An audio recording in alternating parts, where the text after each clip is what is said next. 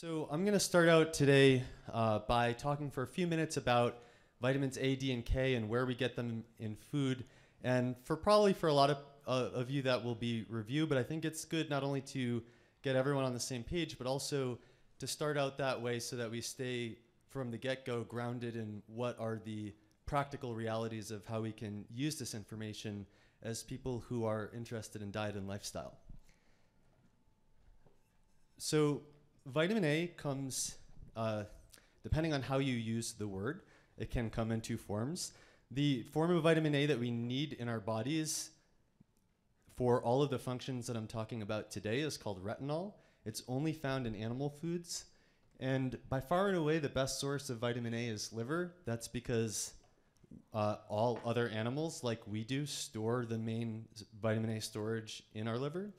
And that's true for fish as well. So the livers of fish are rich in vitamin A, and one way to get vitamin A is to consume cod liver oil. There are smaller amounts that are found in butter and egg yolks and other animal fats as well. But if you think about butter and egg yolks, these are the fats that are really important to the reproduction of animals. And so if you think about an egg, that egg has an enormous task in front of it, which is that inside it is incubating what's going to become a chick, and that developing chick has no opportunity to eat anything until the shell hatches. So the egg has to contain a very rich supply of nutrients that's going to support that entire development. And if you think about milk products are really the only food on the planet that's actually designed to be a food, in the sense that the mother cow or whatever species it is making that milk specifically to nourish a young calf through development. And for the same reason, this is much more reliably going to have vitamin A in it as well. Now, that, of course, all depends on the diet of the animal. So if you have animals that are raised on pasture and have greater access to vitamin A precursors in their own diets, they will also be richer in vitamin A. We all are familiar with carotenoids from carrots. In general, red, orange, yellow, and green vegetables are very rich in carotenoids that can be about 10% of the carotenoids that are known can be converted into retinol. In general, if the plant is any of those colors, that's a reliable source that it contains provitamin A carotenoids. However, the ability to use carotenoids as sources of vitamin A is highly variable, and it's not really reliable because, as you can see on the screen, there are a large number of not only circumstantial health-related factors or factors related to how you use the food, but also factors like genetics that are pretty much out of our control. So if you look at the different types of foods, they all have different matrices, and that affects our ability to convert carotenoids to retinol. And so that range tends to be 3 to 25%. If you take something like vegetables, it's going to be closer to 3%. If you take something like red palm oil, it's going to be closer to 25%. And if you take fruits, it's going to be somewhere in between.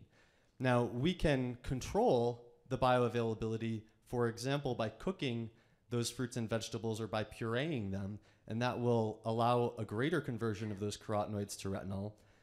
However, there's a bunch of things that are more or less beyond our control or are very difficult to control. So if you look in the bottom few bullet points, you can see that dietary fiber, parasites, toxic metals, oxidative stress, and deficiencies of iron, zinc, or protein, or hypothyroidism can all decrease the conversion.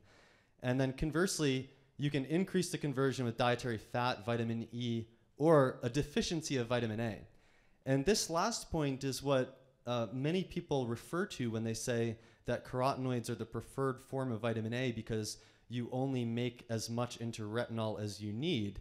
And that's true because if you're deficient in vitamin A, your body's going to say, oh, we need a lot more vitamin A. Let's make more of this enzyme that makes that conversion. But what if you're deficient in vitamin A and you're also deficient in iron, zinc, and protein, and you also have intestinal parasites and so on and so forth? Then that's not going to be an adequate source for you. And if you look at, it's not that relevant to us, most of us, but if you look in, for example, the developing world, you actually see a profile of protein, energy, zinc, and gastrointestinal parasites that makes it very difficult to obtain vitamin A from those foods. And then finally, the genetics is the factor that's totally beyond our control.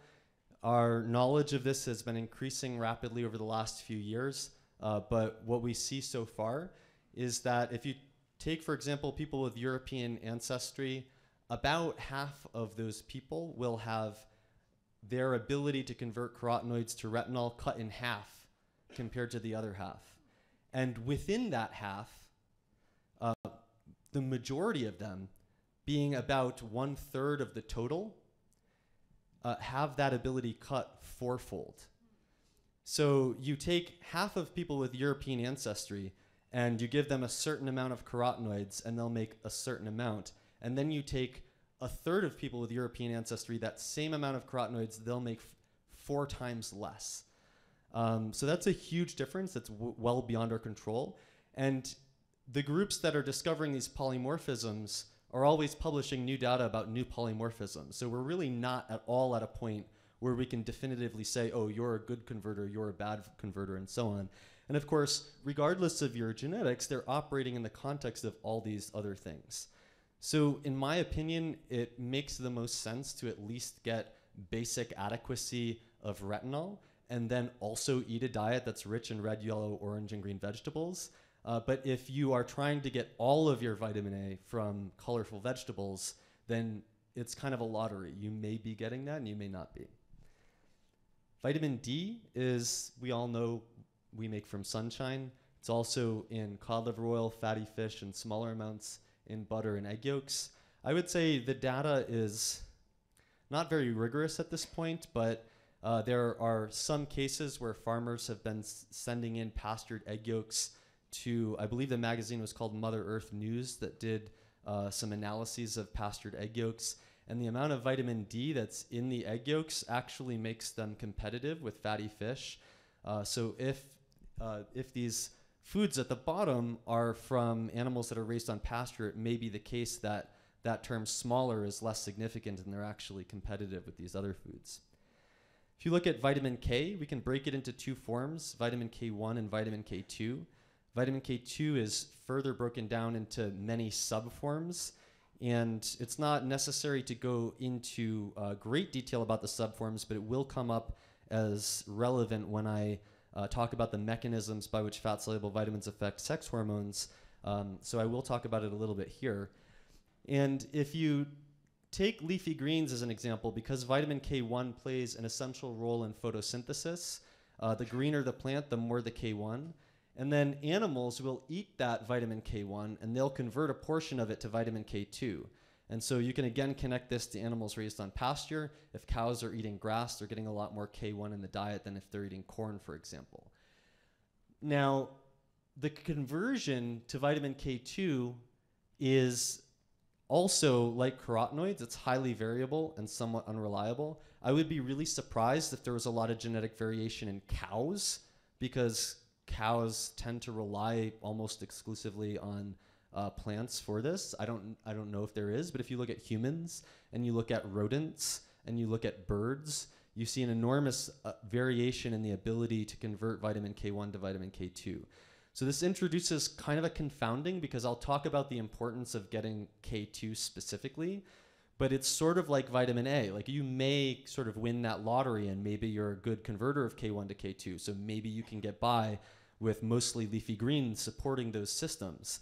But based on what we've seen, you probably can't. And I'll go into a little bit more detail about why I'm saying that later. But vitamin K2 is also made by bacteria, and that means it also comes up in fermented foods, and it also is produced in the intestines.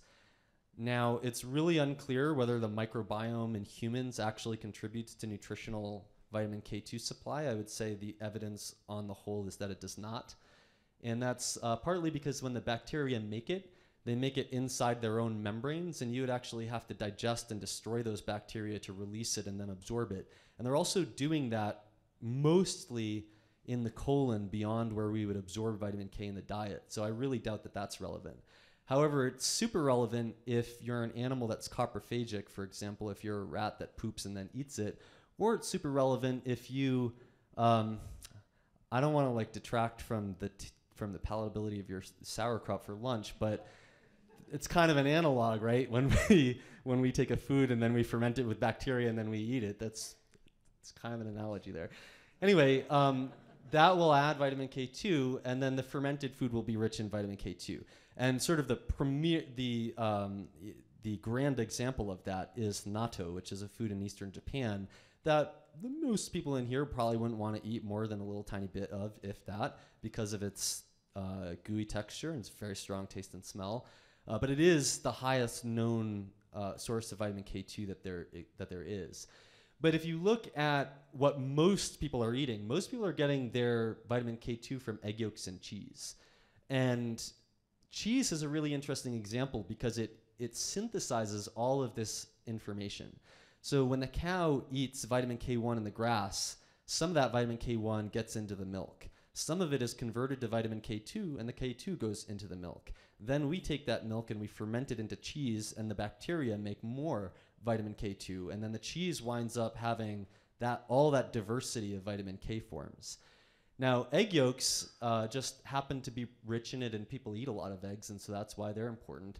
And you won't see that. In eggs, you will see that the vitamin K2 is basically exclusively a form called MK4, menaquinone 4, and that's really important because that represents the fact that all animals, including humans, to the extent we convert K1 to K2, we convert it exclusively as MK4.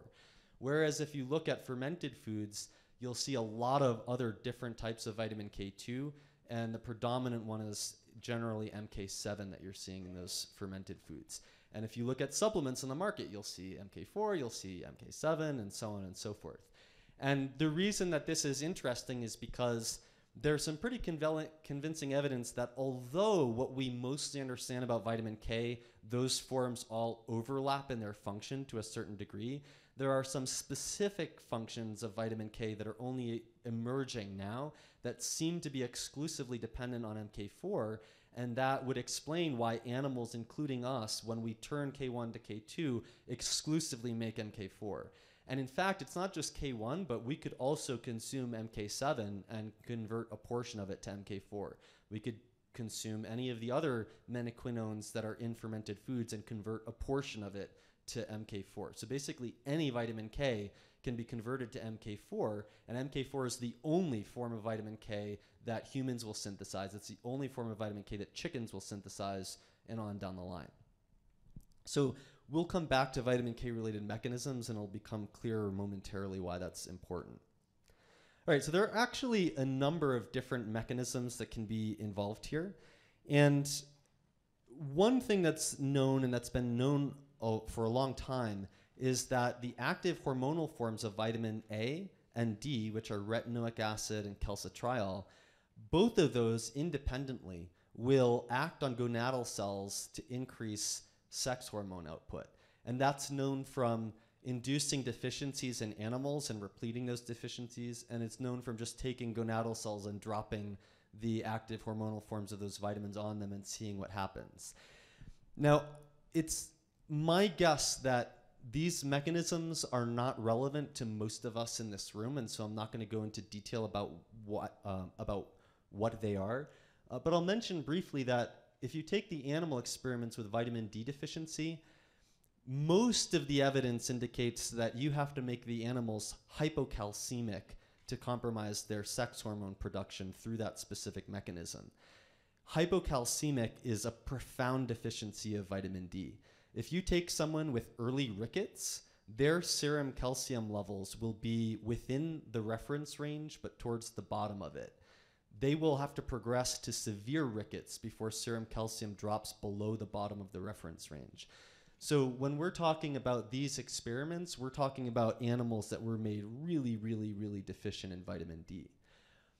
Vitamin A, I'll show you momentarily a study that demonstrates how this is very compelling when you have someone who's deficient, and when we view that study, you'll see why you probably have to be really deficient for that mechanism to be important. Before doing that, I want to review a few of the other important mechanisms. So I alluded to the fact earlier that menaquinone 4 has some specific physiological roles in our metabolism, and one of those is to increase the expression of the enzyme CYP11A, which is the enzyme that converts cholesterol to pregnenolone. And that makes, that is the first step that's involved in the committed synthesis of all of the steroid hormones, including the sex hormones. And so this can be relevant, clearly relevant to producing enough hormones, and probably relevant to contributing to the right balance of hormones as well, because I'm going to skip that thought. Okay. Moving on, there's one other mechanism that's important, and I'm going to tell you the clean story, and then I'm going to explain why this clean story is actually the dirt on another dirty story. So if I were to ignore everything that everyone else had ever said about osteocalcin until Gerard Carcenti's lab started discovering what I'm showing you on this slide over the last decade or so, the story looks like this. Actually, his story starts over here, and I'm adding this part. Okay, so what I would add to this story is that vitamins A and D synergistically cooperate to increase the expression of a protein called osteocalcin that's primarily made by bone cells, and thus the name osteo. And it binds to the extracellular matrix in bone, which is mostly calcium, thus the term osteocalcin. And if you take cells and you just put a little bit of A on them, you just get a tiny bit of osteocalcin. Same thing if you put a lot of A. If you just put a little bit of D, same thing. But if you put A and D together, you get a massive increase in osteocalcin. So this is a synergistic response. The osteocalcin that you get from the combination is far greater than what you get from adding the effective A alone to the effective D alone.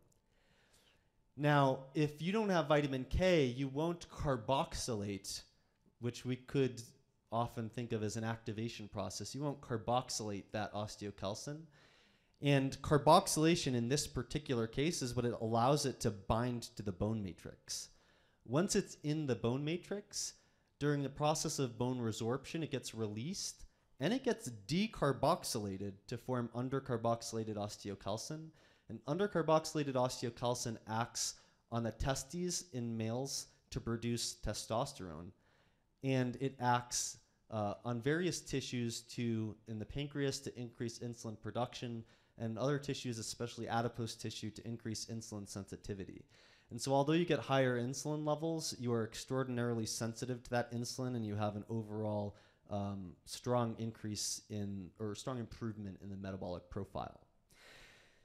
Now, I will say that you can make a strong case that this is relevant to a lot of us in this room. And that's because if you look at the general population, you'll find a lot of undercarboxylated osteocalcin in their blood.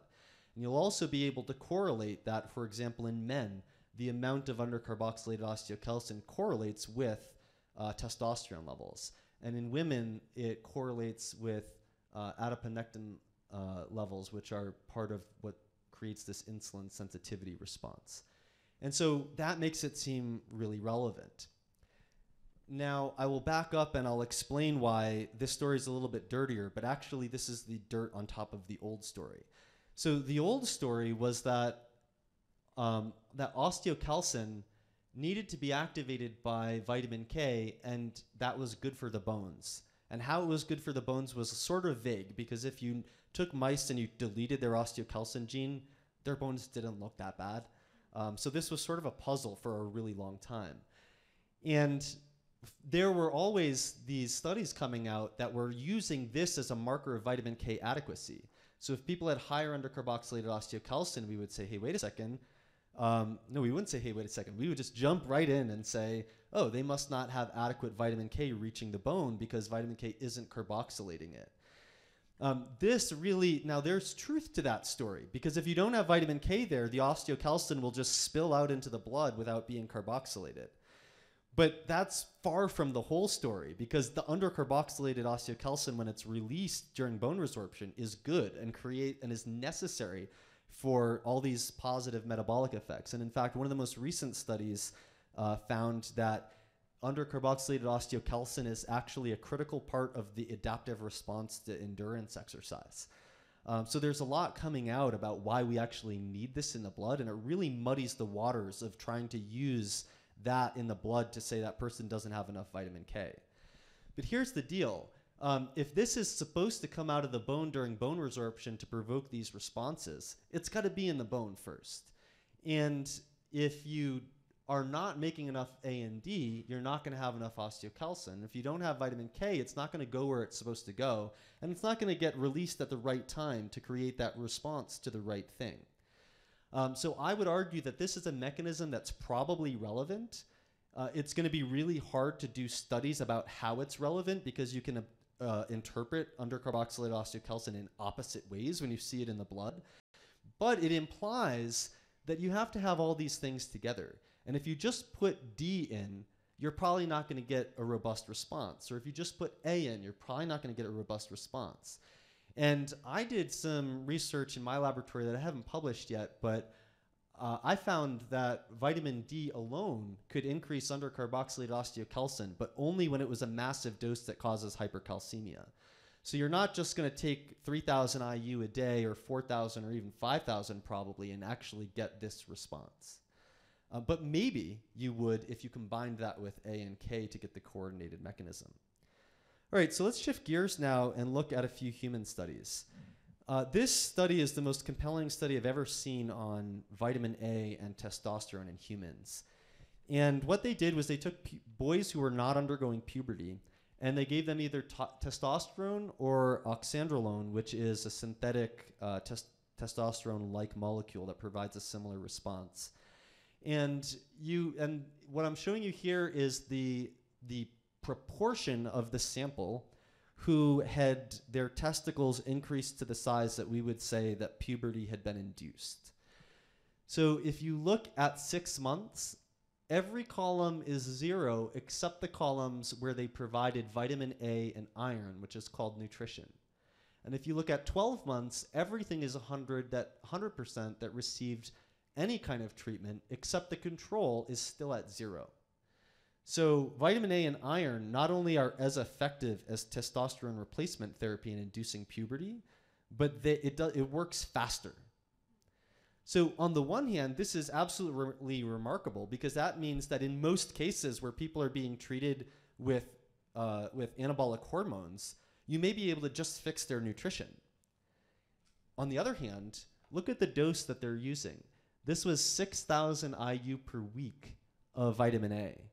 If that is what's providing that response in that study, then it's probably totally irrelevant to most of us in this room because that means you're only going to get that benefit if you're not already consuming a lot more vitamin A than that. And most people who are nutritionally adequate are consuming a lot more vitamin A than that because even the RDA for most of us is going to be around 3,000 IU per day, which is a lot more than 6,000 IU per week. So this is an incredible response in what looks like it's probably a very deficient population. Vitamin D, we know observationally that if you look at men, as 25-OHD increases, so does testosterone. And it peaks at about 35 nanograms per milliliter, and then it kind of starts to go down after that. And as you see this increasing gray area, that's the variation. And so it gets more variable, and we don't have as many people up here, so we don't the increasing gray area indicates lower statistical precision. But if you look here, it looks like the main benefit that you get is 35 nanograms per milliliter.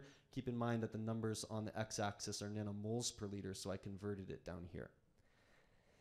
Now, there's also evidence that from one small trial that vitamin D alone will increase testosterone in males who have poor vitamin D status and poor testosterone status. This is really complicated, so I'm going to draw your attention to a couple things that are on here. And one of that is that their 25-OHD is increasing from 13 nanograms per milliliter to 35 nanograms per milliliter. 35 should sound familiar from the previous slide. PTH is a signal of the body's perception that the body is deficient in vitamin D and calcium. It went down from 39 to 34, so this was in the range that suppresses PTH. And so I would look at this and I would say, okay, maybe if you're very deficient in vitamin D, that works. Now the problem with this is that after this study was done, there were 12 other studies where people went back to trials of vitamin D. I did that on purpose. Yeah, thanks though. There were 12 other there were 12 other studies where people went back to the data from previous RCTs with vitamin D supplementation, and they found that there were no effects in any of the 12 trials. So I tried to look at this and I said, okay, wait a second. Probably they weren't as deficient in vitamin D. Looked at some of them. No, that's not the case. I said, okay, wait a second. Maybe they didn't have low testosterone. No, that's not the case. So this is disconcerting because one of the things that you would expect from a pool of small studies is that if there's no effect, some of the studies are going to show that there is one. And that's because if we say that, when we talk about statistical significance, we say that if a p-value is 0.05 or less, it's significant. What that means is that in less than 5% of the cases, we would expect to see that result if there isn't one. That means that if we ran 100 trials, we should see 5 trials where we did see that result when there really isn't one, right? So if there's one trial that shows an effect and there's 12 that shows there does not, the collective evidence, unless you can find something very unique about that one trial, suggests that there's no effect. But this gets even worse. So look at the total testosterone in on the first red box. The reference range for total testosterone is 9 to 58. And you can see there that it went up from 11 to 13. So these guys were at the total bottom of the reference range, and they moved up in a statistically significant manner to the total bottom of the reference range. So even if that's statistically significant, how clinically significant is it? And if you look at their free testosterone, which is generally thought to be the index of bioavailability, there's no statistical difference, but it's slightly higher in the placebo group. Now, I went through and I looked, okay, what about in females? And there's a significant body of literature, again, showing observational studies that aren't borne out in clinical trials. But I did find this one study that was very recent, and this was women with polycystic ovarian syndrome, 54 women, and they gave them 400 IU vitamin D, 1,000 milligrams calcium, and 180 micrograms of vitamin K2. This was in the MK7 form, which, like I said before, a portion of could be theoretically converted into MK4. And what you can see is that if you look at free testosterone and DHEA sulfate, which are androgens that are too high in this case, I can't see these numbers very well, but they are decreasing from 3.7 to 1.6, 1.9 to 1.1. They're basically being cut in half. That looks like a meaningful improvement in the high androgens in women with polycystic ovarian syndrome. Now, is this because they used the combination instead of one nutrient? Or is it just that the vitamin K2 is the only factor that matters here? Or is this an anomaly, and if we did 20 other studies and would find they all have no result? I don't know the answer to that question, but it looks hopeful, not only because this is the only study where they're actually putting vitamin K into the mix and actually using a mix, but also because we could worry, well, if fat-soluble vitamins increase sex hormones, does that mean that it's going to make polycystic ovarian syndrome worse since some of the sex hormones are too high? And this suggests that when you're dealing with nutrition, what you're dealing with is not to try to manipulate something up or down, but provide the body with the raw materials it needs to regulate itself. And I think that's what we should be trying to do. So I would conclude that the principle that fat-soluble vitamins help increase and optimize sex hormones has very strong mechanistic support. But there's no human trial that's provided definitive evidence that a particular dose of a single vitamin in a particular context will do that in humans. And context is too variable and too important to expect any such RCT to ever do that. The likelihood that fat-soluble vitamins will help in any context depends on, number one, what is the specific inadequacy? Number two, are the relevant synergists present? So if you take someone who is deficient in vitamin D and not K, why would you expect K to work and not D? But if you take someone who has the opposite profile, why would you not expect the total opposite of that result to happen? So yes, I think we can get good RCTs if we're able to hypothesize and take specific samples that we say fit a context where a specific treatment will help. But if we just take random samples of people and throw vitamins at them in different combinations, I think we should get really confusing results, because that shouldn't be the approach that should work. if we just think about what's happening in the body with common sense. So I would say we can all try to get some midday unprotected sun exposure, not enough to burn. Use fatty fish, egg yolks, preferably pastured. Get calcium from dairy products, bones, leafy greens. I don't think we need a lot of data or RCTs to do that. For vitamin A, I think we should all try to eat liver once a week, or maybe take cod liver oil daily if you can't do that, and eat a lot of colorful vegetables. I don't think we need a lot of data or blood tests to do that. For vitamin K, I think if we combine leafy greens and animal fats and fermented foods to get the diversity of vitamin K forms, especially egg yolks and aged cheese, which are the easiest ways to get it, or natto, which is the most potent way to get it. I don't think we need a lot of data or blood tests or RCTs to do that. And we should keep in mind that we always want to obtain the fat-soluble vitamins with a fat-inclusive meal because it's needed for their absorption.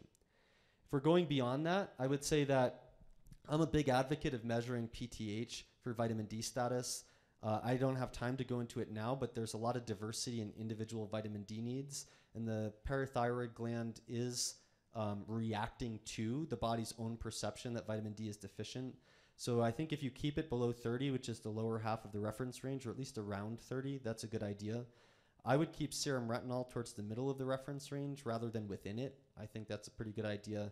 I don't like any vitamin K tests that are available, but if you follow my work at chrismasterjohnphd.com or the Daily Lipid Podcast in your favorite podcast app, or on Facebook, Twitter, Instagram, or Snapchat, whatever your favorite, I will let you know when I approve of an available vitamin K test. So with that, I'll open it up for 5 minutes of questions.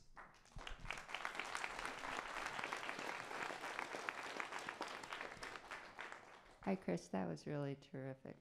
I'm from San Francisco, and where it's really foggy a lot of the year. Then it's cold, and people generally tend to not go out in the sun a lot and wear covers up. And we've started measuring 25 vitamin D levels, and it turns out that everybody is extremely deficient, like levels below 10.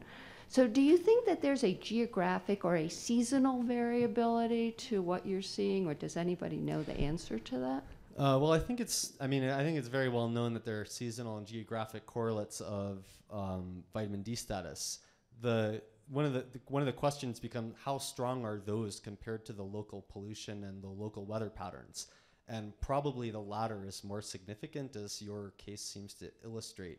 But we used to say that, if you're at this latitude, it's available at this time, and et cetera, et cetera. And then we started modeling like ozone and things like that. And we said, oh, actually, you can get 0 vitamin D synthesis at the equator sometimes. And when we take Inuit and we watch them go outside in March, all of a sudden their 25 OHD increases. So maybe you can get it up there. So I really think that it has, especially in urban environments, I think the local environment is a lot more potent. So like if you're walking around in Manhattan, I don't really care what season it is, like there's giant buildings that are or Hong Kong or whatever. There's, tall buildings affect vitamin D status and so on. So yeah, I think that's definitely true. And if you have someone who's below 10 nanograms per milliliter, maybe that's in the range where just vitamin D is going to help. But I think that if you start with the idea that what you want to do is a comprehensive diet and lifestyle analysis to try to find what the weakest links are, you will find the vitamin D in that sense, and you may find that in those many cases that is what you want to work on. Yeah. Hi, Erin. I'm Kate Shanahan. I think we've met before. Thank you so much for that fascinating data stream download of the talk. I'm glad it's in the morning when caffeine is still working.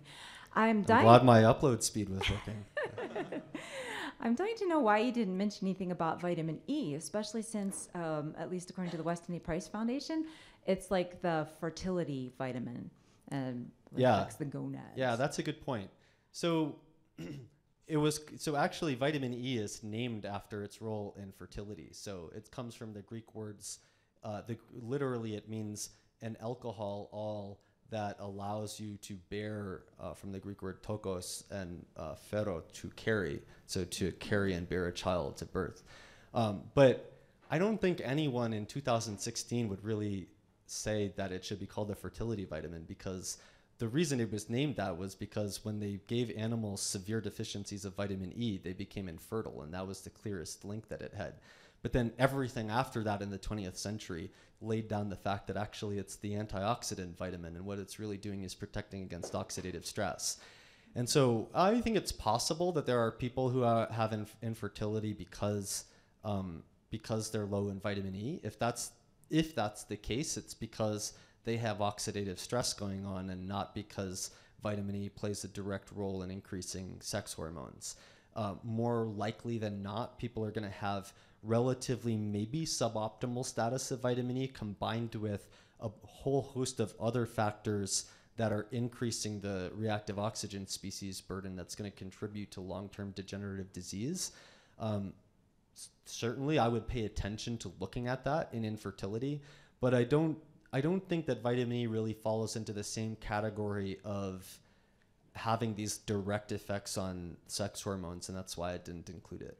So it's not so much like a DNA activator the way D is, and it doesn't affect enzymes the way K is. It's really just an antioxidant in the membranes, as far as we know. I mean, it's complicated. So there's a school of thought of people who look at all these studies showing that vitamin E deficiency changes all these genes. And then there's the school of thought who point out that's because oxidative stress causes gene expression changes, and you actually haven't shown anything other than that vitamin E is an antioxidant. I kind of fall more into the latter camp, as do like most people who have like, I won't go into it. I kind of fall into the latter camp, yeah. Hi. For people who That came right out of the animal, and like either, I don't know, if you know the animal has no parasites, eat it raw, or like lightly cook it or something like that.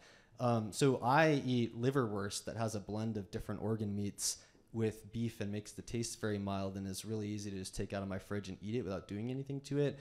Other people cut up liver and freeze it to make liver pills, and they eat that. Other people take desiccated liver. I think any of those things are beneficial, but it really comes down to what is the form of eating liver that you will actually do on a daily basis, and consistently getting organ meats in some form in is more important than the specific way in which you do that. Okay. Yeah. I have another question. So for people who we have 1 minute. In fairness, if we could take the next one, and then you and I can speak afterwards. Yeah. Hey, Chris. Thank you. Gotta be quick. Yeah. Do you know if there's any specific like genetic test that one would look at if, because you were mentioning carotenoid to retinol conversion, and also vitamin K1 to vitamin K2 conversion? Yeah. I don't think, to be honest, I don't think even that vitamin K experts don't have a very clear idea about, we're learning now about